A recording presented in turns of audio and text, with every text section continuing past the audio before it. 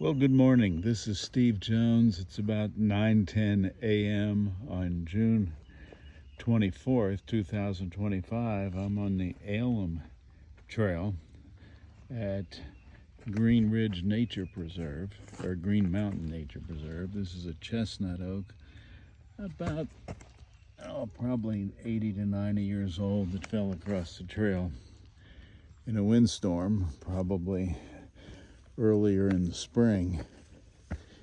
And it's a nice trail. It's about 1.2 miles out, and then obviously back if you come by the same route.